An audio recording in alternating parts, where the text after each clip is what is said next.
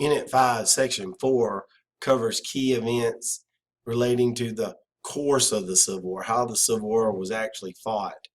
Well, the first battle of the Civil War occurred on an island in South Carolina known as Fort Sumter. In the picture here, you can see what the fort looked like after Confederate forces took it on April 12th, 1861.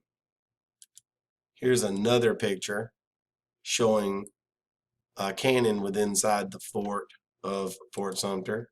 Here's another picture, and this picture shows what Fort Sumter looked like after the Civil War. The Confederates were able to hold on to the fort throughout the entire war, but you can see the destruction that the Union forces placed upon that fort as the war progressed. This is a modern day picture of what the fort actually looks like. The Atlantic Ocean is up here, and so all forces, all naval forces that wanted to attack Charleston would have to go by Fort Sumter. So it was a strategically important fort protecting the port of Charleston for the Confederacy. The next major battle during the Civil War was called Bull Run, and it's actually the first battle where men are going to die. At Fort Sumter, only one person died, and that was after the battle was over when a cannon accidentally exploded. At Bull Run, there's about 25,000 Confederate forces and about 40,000 Union forces that go to battle with each other about 25 miles outside of Washington, D.C. The hero of this battle is a man named Thomas J. Jackson.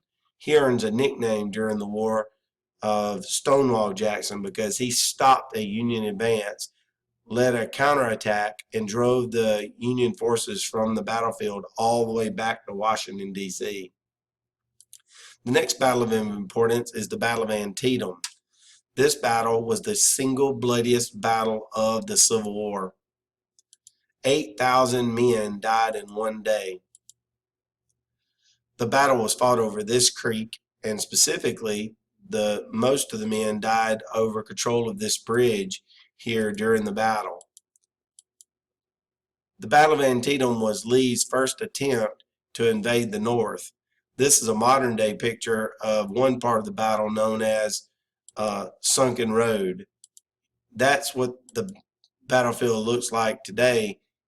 That's what this picture demonstrates what the battlefield would have looked like right soon after the battle was over, and you can see the dead Confederate soldiers in the trench. Another picture of the bridge that was the bloodiest scene of the battle. This is a photograph of Lincoln on the left, and you can see his stovetop hat. And this is the Union general at the battle, and his name was George McClellan. Lincoln is going to wind up hiring him and firing him twice during the Civil War. And the last picture here shows Abraham Lincoln taking a picture right after the battle concluded. The significance of this battle is this is going to be the last time, or the first time, that Robert E. Lee was able to invade the North. And this is a photograph of the Confederate general, the Southern general, Robert E. Lee. It's such a loss for the Confederacy that Lincoln is able to issue the Emancipation Proclamation. This is a drawing, the actual Emancipation Proclamation you can see in the picture right here. And then this is a picture or a drawing of Lincoln meeting with his cabinet, drawing up the Emancipation Proclamation. The Emancipation Proclamation freed the slaves in the rebelling states. It freed the states in red here in this map. It did not free the slaves in the blue and red states. The next two battles occurred almost simultaneously. This first battle, Vicksburg, was fought in the Western Theater of the United States, and it was an important fortress on the Mississippi River, and you can see it here in red. Vicksburg was surrounded by a Union general named Ulysses S. Grant. The Confederates living in the city had to live out of tunnels and everything because they were being bombarded day in and night at all times. because Grant, you can see here with the blue lines, had the Confederate forces signified with the red line trapped on the Mississippi River. The Confederates could not escape by river, and they could not escape by land. The Union general responsible for this victory was Ulysses S. Grant. He, because of his success in this battle, is going to be placed in charge of the Union Army. 1 to 2 months later was the Battle of Gettysburg. Now, this is back in the eastern theater of the war. This is the bloodiest battle of the Civil War. 26,000 Confederate soldiers died in this 3-day battle. This is the left side of the Union lines. Coming from the trees toward the hill would have been the Confederate forces. And you can see where they were at a disadvantage because they were having to fight uphill throughout the whole battle. This is a picture of the city that both forces were fighting over.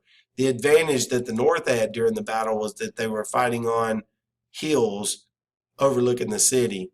On the final day of the battle, the Confederates had to come out of these trees, march across this open field, and attack Union forces that are in front of these cannon and behind these cannon.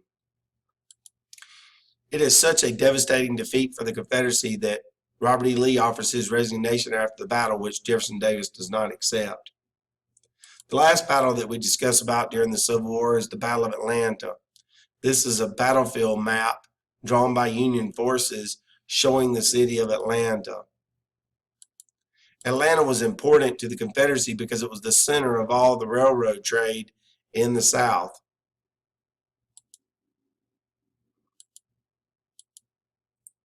This is a painting in Atlanta in the building that I just showed called the Cyclorama. An artist has painted a scene from the Battle of Atlanta on the wall inside. They are presently moving this painting to the Atlanta History Museum, which you'll be able to go and visit and see. The Battle of Atlanta was important because of this man. His name was William Tecumseh Sherman. And Sherman leads an attack across the South that became known as the March to the Sea. On this map that I'm about to show you, William Tecumseh Sherman led an attack from Chattanooga, Tennessee, all the way, took Atlanta, and then all the way to Savannah, Georgia. This battle is known as the March to the Sea, and the strategy that Sherman used was called total warfare. His soldiers, as they attacked Georgia, destroyed everything in their path, not just military targets, but also civilian targets. Politics during the Civil War sees Abraham Lincoln suspend habeas corpus. With this executive order shown in the photograph here, Lincoln suspended habeas corpus. Habeas corpus means body present. There were a lot of people who were against Lincoln's policies during the Civil War, including this Union general here named George B. McClellan. Lincoln fired him twice during the Civil War, and George B. McClellan led a political group known as Copperheads. This political cartoon shows the snakes, the Copperheads, attacking Lady Liberty. McClellan wound up running against Lincoln for president of the United States, and Lincoln defeated him. In Lincoln's second inaugural address, Lincoln says, "With malice toward none, with charity for all." What he's referring to there is with anger towards none and with forgiveness for all. And that's what I need you to remember about the second inaugural speech compared to his Gettysburg address that he gave after the Battle of Gettysburg. You can see the top of his head right here. At the Gettysburg Address, Lincoln is famous for saying, "Do not forget the price of the Union soldiers that fought and died here. Do not forget the price that they paid, which was death, in order to win the Civil War." Well, 1 year later, at the second inaugural address, after he's won re-election, now he says, not only do I want you to forget what the South did, but I want you to forgive. So this is Lincoln giving the speech at the second inaugural. This is going to lead a year later, April 9th, 1865, to Robert E. Lee surrendering to Ulysses S. Grant at Appomattox Courthouse. And here is an artist's interpretation of the surrender. And this concludes Unit 5, Section 4.